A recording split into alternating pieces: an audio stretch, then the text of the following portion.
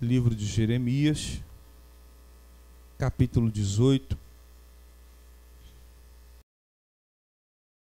Agora, portanto, diga ao povo de Judá e aos habitantes de Jerusalém: assim diz o Senhor, estou preparando uma desgraça e fazendo um plano contra vocês. Por isso, converta-se, cada um do seu mau procedimento, e corrija a sua conduta e as suas ações.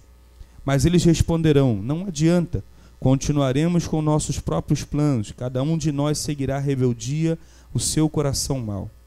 Portanto, assim diz o Senhor: perguntem entre as nações se alguém já ouviu uma dessas coisas tremendamente horrível fez a Virgem Israel. Poderá desaparecer a neve do Líbano e em suas encostas rochosas? Poderão parar de fluir suas águas frias vindas de lugares distantes? Contudo, o meu povo esqueceu-se de mim. Queimam incensos a ídolos inúteis, que o fazem tropeçar em seus caminhos e nas antigas veredas, para que andem em desvios em estradas não aterradas. Essa semana me abriu um apetite curioso de buscar conhecimento sobre um assunto bíblico, só que todas as vezes que eu estudei, eu nunca me dei muito bem, né? Eu fiz seminário durante um tempo e quando se tratava da parte de escatologia, era a parte que eu pulava fora, não queria debater, não queria falar, né? Geralmente os teólogos, alguns se aprimoram para a parte da escatologia e outros a detestam de uma forma feroz, né? O pessoal tem uma certa... O pastor Ricardo também tem essa repugnância com escatologia. Geralmente a gente que tem a prática de estudar a Bíblia, de conhecer, então você tem uma coisa tão real, tão concreta, que quando você dá de cara com a escatologia, você quer distância, porque é uma coisa que vai acontecer, né? Está predito, são códigos, enigmas, são coisas às vezes que não são notáveis. Muitas vezes percebemos quando acontece, e se a gente for pegar os estudiosos, a gente vai ver um monte de louco que fez um monte de previsões, de bases, baseado na escatologia bíblica, e não foi uma coisa de muito sucesso. A maioria das vezes nós vemos sempre as pessoas lidando com esse tema de uma forma muito suave, explicando isso de uma forma tranquila, para que todos possam alcançar o mesmo entendimento, de ver Deus fazer, para realmente entender aquilo que foi descrito para nós. E me bateu uma curiosidade, e eu comecei a estudar algumas coisas, alguns pontos que fazem parte da palavra do Senhor, pontos que são ligados com a nossa geração, pontos que foram perdidos há tempos atrás. E é um assunto que, quanto mais você busca, mais curiosidade você tem de tentar entender, de buscar a dimensão da palavra de Deus. Quem gosta da palavra de Deus, quando entra num negócio desse, fica um pouco difícil de sair, né? E fica sempre ligado. E eu comecei a estudar algumas coisas, e no meu trabalho tem um irmão que é presbítero da Assembleia de Deus, e nós entramos num debate, e o debate que a gente fez foi não tratando do tema em exclusivo, mas falando sobre a questão do ouvir e sobre a questão da sabedoria. E Deus despertou algo muito importante no meu coração, tá? Deus despertou um sentimento muito bom para mim. Eu quero compartilhar com vocês através dessa palavra. A palavra do Senhor nos diz em João 8, versículo 32, conhecereis a verdade, e a verdade vos... Quando a gente fala sobre libertação, a gente sempre se atém àquilo que nos aprisiona, né? Somos libertos daquilo que muitas vezes nos aprisiona. E essa curiosidade me despertou uma coisa tremenda, que muitas das vezes, por mais que estejamos estudando a palavra de Deus, por mais que estejamos buscando ao Senhor, se nós não pararmos muitas vezes para ouvir Deus, tropeçamos, embaralhamos o nosso pensamento, não chegamos a lugar nenhum com aquilo que Deus quer para a nossa vida. Jeremias, no capítulo 18, já foi um tema clássico. Durante quase uma década, todas as igrejas que eu ia, tinha uma mensagem sobre Jeremias, capítulo 18. Pegou isso daí também, Davi? Todo lugar que eu ia, pastor Ricardo também pegou isso? Todo lugar que eu ia era um Jeremias, capítulo 18. Meu Deus, eu ficava da dor de cabeça, meu Deus. Não tem outro capítulo na Bíblia, não tem outro livro para ser estudado, Jeremias capítulo 18. E aquela coisa, Ezequiel 37 foi uma época também, mas era uma coisa que massacrava o nosso ego, massacrava muitas vezes a nossa percepção das coisas, porque sempre era aquela coisa profunda, tá? E ao mesmo tempo tenebrosa. Você é o vaso. Deus é o oleiro. Se você cair da mão do vaso, você vai ser quebrado. Vai precisar ser refeito por Deus.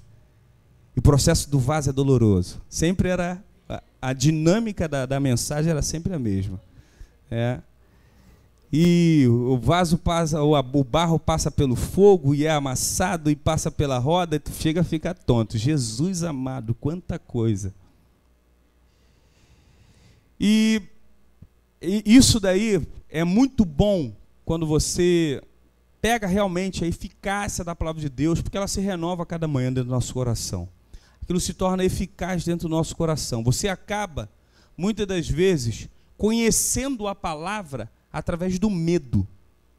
Você fica apavorado. Jeremias capítulo 18 era uma mensagem que trazia pavor para muitas pessoas. Ezequiel capítulo 37, então... Uma coisa que as pessoas ficavam tenebrosas, falavam, do vale. Ih, Jesus, e agora? Estou no vale. Como é que vai ser isso? E eu meditando, eu falei, Jesus, como é que pode? Às vezes, as mensagens, elas se renovam, são aplicadas no nosso coração de uma forma tão carinhosa, que muitas das vezes, por nós não ouvirmos o que Deus tem a nos dizer, por nós não conseguirmos entender a mensagem do Senhor para a nossa vida, ela tem que se repetir, tem que acontecer novamente, tem que vir com uma eficácia muito grande para a gente poder realmente perceber o que Deus quer para as nossas vidas. E quando eu fui meditar nessa palavra, eu percebi que o mistério todo não está só no barro, o mistério todo não está só no vaso que estava na mão do oleiro. Estava muitas das vezes naquilo que nós não conseguimos perceber Deus, naquilo que nós não conseguimos ouvir de Deus para a nossa vida.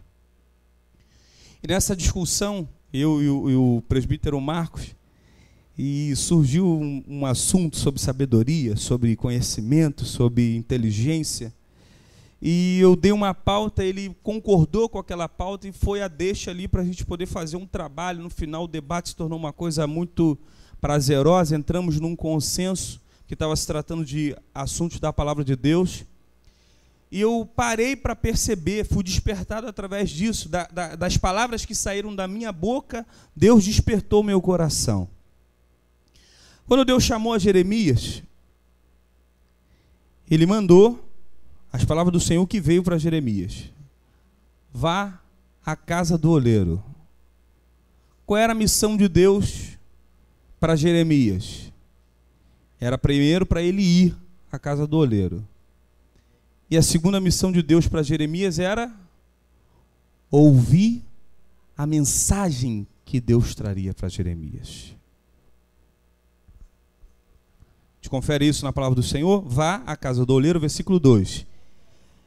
E ali, desce a casa do oleiro, em algumas traduções, e ali te farei ouvir, ou ali você ouvirá a minha mensagem. Quando eu olho para esse capítulo 18 de Jeremias, veio uma recordação rápida de 2 Crônicas, capítulo 7, versículo 14. Só que a mensagem de Deus para Salomão, naquele exato momento, foi uma mensagem de tanta paz, de tanta alegria. O povo estava em comunhão, estava em adoração, estava em agradecimento a Deus pelo acontecimento tão esperado, que era a construção do templo. O templo foi construído, Salomão estava em obediência ao Senhor, estava cumprindo todas as diretrizes de Deus, havia pedido ao Senhor sabedoria, e Deus, naquele momento de glória, envolveu o povo e falou: olha, se tão somente eu cerrar os céus, não fizer cair mais a chuva, se eu de repente fazer cessar o alimento, trazer a peste, a fome para o meu povo, mas se o povo que se chama pelo meu nome se humilhar, ouvir a minha voz, se converter dos seus maus caminhos, então eu vou vir do céu, perdoarei os seus pecados e sararei a sua terra. Como tem diferença quando nós ouvimos aquilo que Deus ele vem trazer para o nosso coração. A Bíblia diz, Daniel no capítulo 10, que Deus abordou Daniel de uma forma tão tremenda. Deus não chegou para Daniel como um carrasco: olha, vou te quebrar, você é o vaso, está na minha mão. Não, não. Deus chegou para ele de uma forma poderosa: Daniel, homem muito amado, ouve as palavras que vou te dizer nesse momento. Desde o primeiro dia que aplicou o teu coração a ouvir e a entender, as minhas palavras são ouvidas a tua oração. E eu vim por causa da tua oração. Deus está me convidando, está te convidando. Ouça a voz de Deus. Por que foi despertado o meu coração? Porque quando a gente vem de lá, de Crônicas, ouvindo falar sobre as proezas dos reis, aquilo que Deus havia feito de maravilhoso, sobre a grandeza de Deus, nós saímos de um império que estava totalmente na mão de Deus, onde que Deus tinha um controle, onde que Deus ditava as normas, onde Deus dizia, o povo cumpria e Deus abençoava aquele povo. Aí nós vamos passando bem à frente e caímos aqui. Jeremias capítulo 18. O que mudou foi o clima daquele momento. O clima mudou. Foi simplesmente a condição que o povo se encontrava. O que mudou foi a situação espiritual do povo de Israel. Deus, da mesma forma carinhosa, falou para Jeremias em exclusivo: vai à casa do oleiro, ou desce à casa do oleiro. Lá você vai ouvir a minha mensagem. Você vai ouvir as minhas palavras. Quando Jeremias chegou na casa do oleiro, não mudou nada. Deus falou para ele: ó, comunidade de Israel,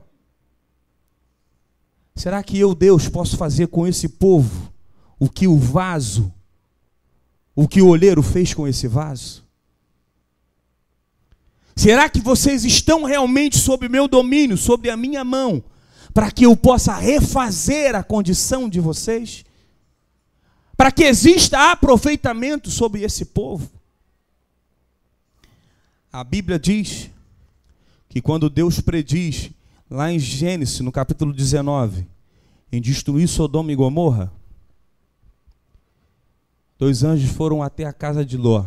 Estava lá dentro daquele antro, dentro daquela cidade. Ló reconheceu que Deus ia fazer uma destruição. As filhas de Ló, a esposa de Ló, ainda viviam dentro do seu coração encantamentos pelaquela cidade promíscua diante de Deus. Eles achavam que havia uma possibilidade de conserto. Deus pode consertar? Pode. Mas Deus está dizendo para você: ouve a minha palavra. Ouve aquilo que eu tenho dito para você. O povo em Sodoma, o povo em Gomorra, não quiseram ouvir a voz de Deus. Lá do outro lado estava Abraão orando ao Senhor: Deus, será que por causa de 50 justos o Senhor não pode poupar aquela cidade? Deus falou com Abraão: Abraão, eu posso, por causa de 50 justos eu posso poupar a cidade. Por causa de 45, posso. Por causa de 40? Posso. Por causa de 35? Por causa de 30, 20, 10? Por causa de 1? Posso. Posso poupar. Mas você ouviu a minha palavra. Quando Deus chega aqui para Jeremias, ele diz o seguinte: alguma vez Israel viu ou ouviu coisa terrível como essas que eu te disse hoje? Deus só mostrou para Jeremias que os tempos mudaram. Naquele exato momento a condição de Deus era outra. Deus já estava chateado no seu coração de tanto falar e não ser ouvido. De tanto determinar e o povo não executar.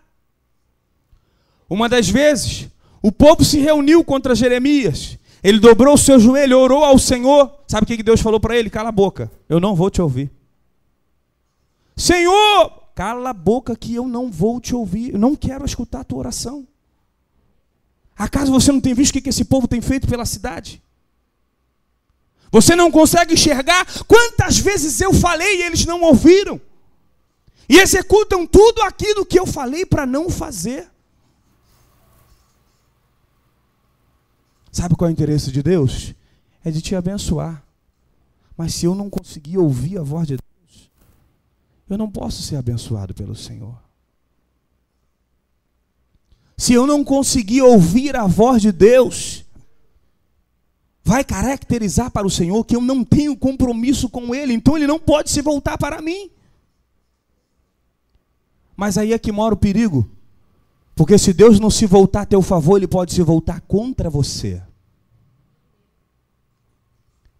A Bíblia diz que aquele que se caracteriza amigo de Deus é aquele que faz a vontade de Deus. Do contrário, você é inimigo de Deus. Quão terrível é esse Deus para que eu seja inimigo dele? Será que eu, lendo a palavra do Senhor, no meu cotidiano, no meu dia a dia, não posso enxergar como é que esse Deus é poderoso? Meu amado, não entre no caminho de Deus no sentido contrário. Entre no caminho de Deus a favor do Senhor, pela obediência, ouvindo aquilo que Ele tem determinado ao teu coração. A mensagem era a mesma. Aí Deus falou para Jeremias: olha, se eu de repente colocar no meu coração que eu quero trazer uma tribulação para esse povo, mas eles entenderem, ouvirem a minha voz, me obedecerem, aí eu vou me arrepender. Deus quis dizer para Jeremias: sou o pai manteiga, o filho obedeceu, já era, não tem jeito. Obedeceu, eu vou tratar com carinho, vou pegar no colo, é tudo meu, vou te dar tudo o que você quer. Desobedeceu, não. Você passa de filho bastardo para inimigo de Deus. A Bíblia diz que a desobediência ao Senhor é igual ao pecado de feitiçaria. Deus falou com Jeremias: vai lá na casa do oleiro, lá eu vou te fazer ouvir as minhas palavras. Deus vira para Jeremias e diz o seguinte: olha, se o povo estiver andando tudo bem com eles, de repente eu me voltar contra esse povo, e eles se arrependerem, eu também vou me arrepender do mal. Se tiver tudo ruim, e o povo estiver na rebeldia, eles ouvirem e se arrependerem, eu também vou me arrepender do mal que eu ia fazer. E vou trazer a paz para esse povo. No versículo 13, versículo 12, Deus fala para Jeremias qual era o problema dele naquele exato momento. Sabe qual era o problema de Deus? É que o povo queria seguir seu coração. Queria seguir a rebeldia do seu coração. Queriam confrontar contra Deus. Deus, na maioria das vezes, Ele nunca chega pedindo alguém para ser escutado. Deus pede para ser ouvido. Escutar a moda antiga é o que os nossos pais diziam: você me escutou, entrou num ouvido e saiu pelo outro. Quando você ouve, você executa aquilo que é determinado. O povo de Israel já havia escutado Deus falar a mesma coisa inúmeras vezes, inclusive em épocas que estava tudo bem, inclusive em épocas que Deus estava abençoando plenamente o povo, inclusive em épocas que Deus trazia a sua glória de uma forma repleta, trazia bênçãos para aquele povo. Deus está dizendo para mim e para você: desperta o teu coração, ouça hoje a palavra do Senhor para a tua vida, porque Ele quer te abençoar, Ele quer trazer vitória para o teu coração.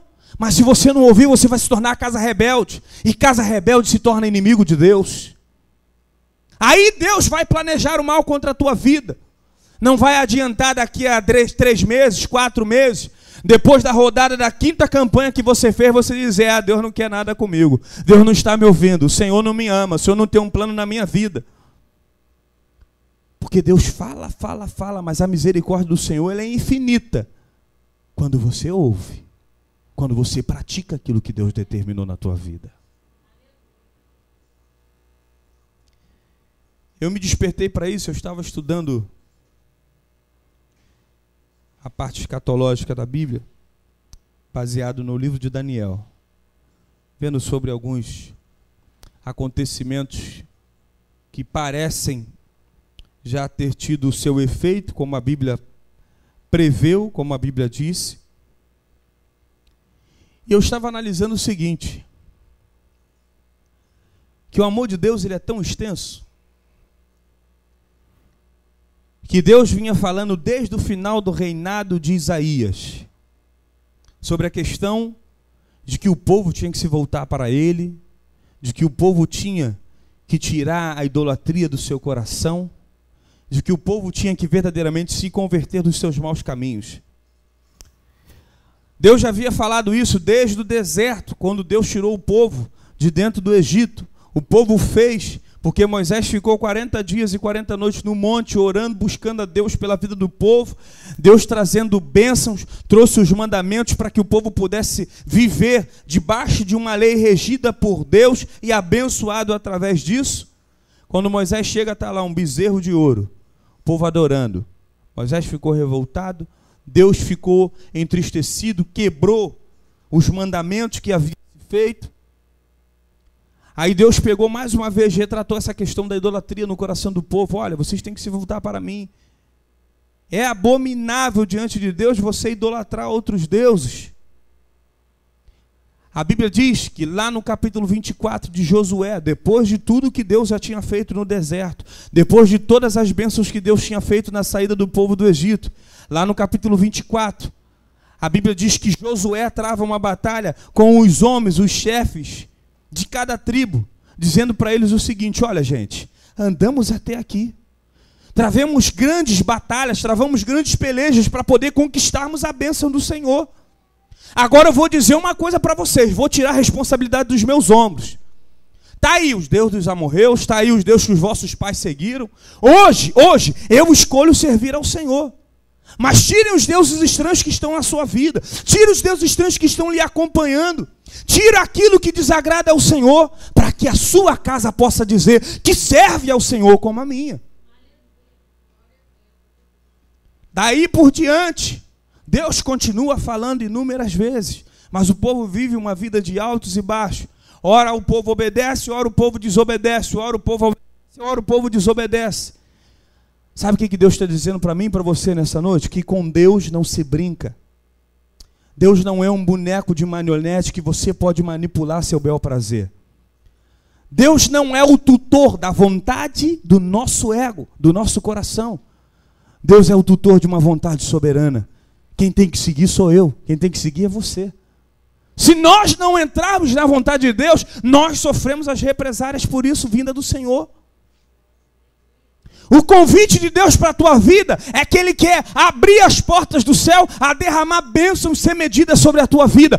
Ouça a palavra do Senhor e execute aquilo que Deus tem determinado para o teu coração, para que você possa ser plenamente abençoado por Deus. Sabe o que eu tiro com isso?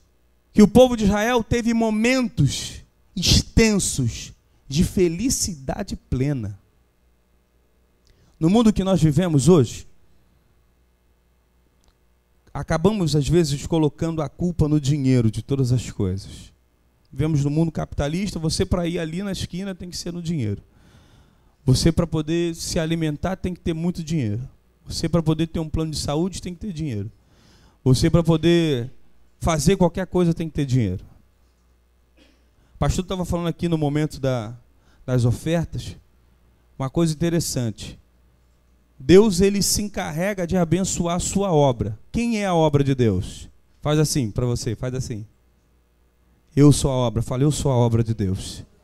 Deus se encarrega de abençoar a obra de Deus.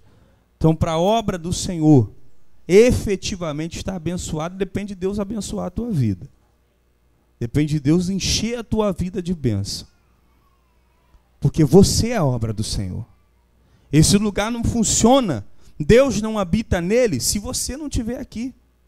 A promessa de Deus é que eu sozinho não vou fazer efeito. Eu tenho que estar reunido com pelo menos mais um. 2 ou 3 reunidos no nome do Senhor, ele vai se fazer presente. Aí ele vai trazer bênçãos, vai trazer vitória, vai falar ao nosso coração. Nós vemos o seguinte, que nesse mundo que nós vivemos, por tudo, somos afetados através do dinheiro. Quando nós não temos dinheiro, reclamamos. Mas a felicidade plena, ela não está no dinheiro. Eu estava vendo uma mensagem de um pastor americano. Ele estava falando o seguinte, que ele estudou muito, trabalhou muito, arrecadou muito dinheiro na sua vida. Um belo dia, Deus chegou para ele e falou assim, eu quero todo o seu dinheiro. Deus chegou para ele e falou para ele, eu quero todo o seu dinheiro, tudo que você trabalhou, tudo que você planejou, tudo que você arquitetou para a tua vida, tudo que você conquistou, eu quero tudo para mim. Foi igual quando Deus falou para Abraão, já esperou esse tempo todo para ter Isaac? Me devolve ele. Imagina as pernas do homem, ô Jesus, e agora como é que eu vou fazer? Como é que eu vou alimentar meu filho? Como é que eu vou andar? Como é que eu vou passear? Como é que eu vou fazer tua obra? E começou aquele monte de questionamento. Deus falando com ele, eu quero todo o seu dinheiro. Eu quero tudo que você tem. Ele falou que foi se desapegando aos poucos. Ele falou, Jesus, eu vou aos pouquinhos para doer menos. Porque se for tudo de uma vez, eu vou ficar capenga das minhas pernas. Eu vou devagar. Ele falou que quando ele olhou para ele não tinha mais nada. Nada mais ele tinha. Não possuía mais nada. E ele perguntou para o Senhor, e agora, como é que eu vou fazer para viver? Ele falou, tu não me deu tudo? Então tudo o que você me deu, eu vou fazer em dobro na tua vida. É só você seguir a minha vontade. Ele falou que em menos de 10 anos, tudo o que ele tinha arrecadado, de uma forma inesperada, tudo se voltou para ele. Mas sabe qual foi a diferença? As coisas vieram até ele porque ele não tinha mais o coração apegado a nenhuma delas. As coisas vieram até ele porque vinha, parava na mão dele e ele entregava de novo para o Senhor. Não, Senhor, agora eu não quero mais nada, agora tudo é teu. Agora tudo é teu. E as coisas vinham para ele, não, agora tudo é do Senhor. E quanto mais ele dava para Deus, mais as coisas vinham até ele. Ele parou para entender que a felicidade plena não nos seus planos arquitetados, não estava na direção que ele deu para a sua vida. A felicidade plena estava em ele fazer a vontade de Deus.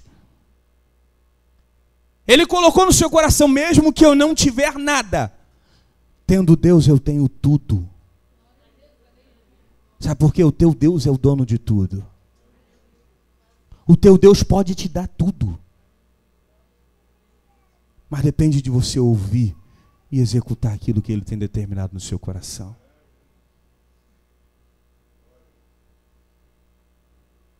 Eu ouvi uma outra mensagem há um tempo atrás,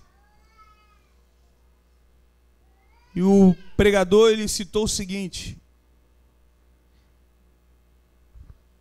nada era tão importante para ele quanto Jesus. Ele recebeu a incumbência do seu avô, que para falar de Jesus ele tinha que ter muito cuidado, mas tinha que ser o primeiro e único lugar da sua vida.